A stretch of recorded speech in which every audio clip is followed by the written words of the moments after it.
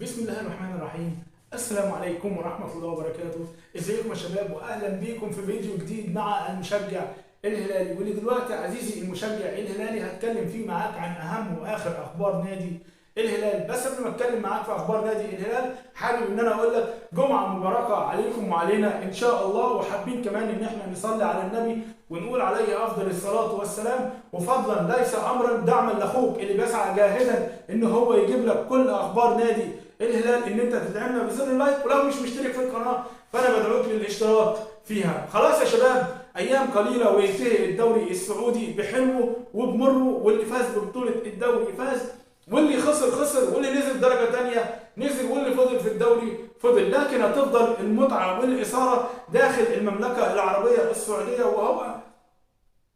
وهو موسم الانتقالات الصيفيه، وبالتحديدا وخصوصا نادي الهلال اللي اتحرم من القيد لمده فترتين. ده هيكون موسم غير عادي لنادي الهلال. ودلوقتي بدل ما اتكلم معاك كتير تعال نشوف اخر اخبار نادي الهلال. واول خبر معايا يا شباب وهو اداره نادي الهلال برئاسه فهد بن نافل تقترب من حسم بقاء اللاعب البرازيلي ميشائيل دلجادو داخل نادي الهلال. واقنعت اداره الهلال وكيل اعمال اللاعب بمميزات جديده، وهذا ما ساهم في بقاء اللاعب. طيب يا شباب، زي ما احنا عارفين ان ميشائيل دلجادو لعيب مهاري جدا ولاعيب مهم في نادي الهلال. طيب الفتره اللي فاتت ان هو يعني طلع تصريحات ان هو اللاعب مش هيكمل مع نادي الهلال، وكان حابب ان هو يمشي من نادي الهلال. طيب احنا عايزين نقول له يا شباب، حابب تقعد في نادي الهلال يا مرحبتين، لو مش حابب هنقول لك مع الف سلامه يا سيدي. طيب تعال نشوف الخبر الثاني يا شباب وهو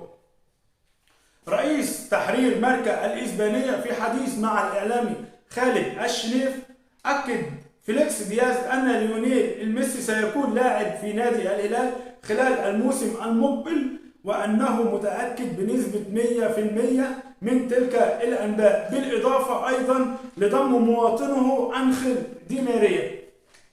زي ما قلت لكم يا شباب قبل كده ان اداره نادي الهلال اعلنت وقالت ان اي لعيب هينتهي عقده مع ناديه هتتعاقد معاه فورا، وده اللي بنتمناه ان شاء الله من اداره نادي الهلال. طيب تعال نشوف الخبر الثالث يا شباب وهو تسعى اداره نادي الهلال في مفاوضات جاده مع وكيل اعمال اللاعب جانج هيوم سو من تجديد تعاقده موسم اخر مع نادي الهلال.